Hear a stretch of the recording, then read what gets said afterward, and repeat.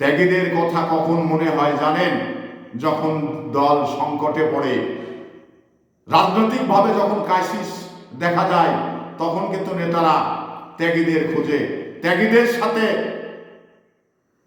ত্যাগীরা কখনো বেইমানি করতে জানে না, ত্যাগীরা কখনো বেইমানি করে না।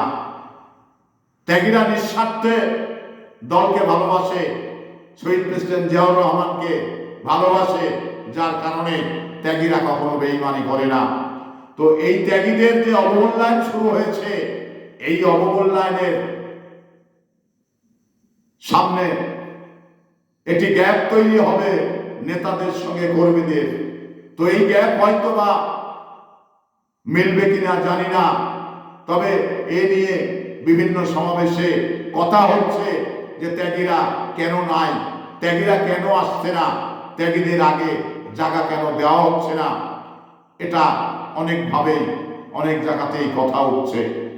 তো আমি দয়া করে স্ব এলাকার সংসদ যিনি রয়েছেন, ওনার দৃষ্টি আকর্ষণ করতে চাই।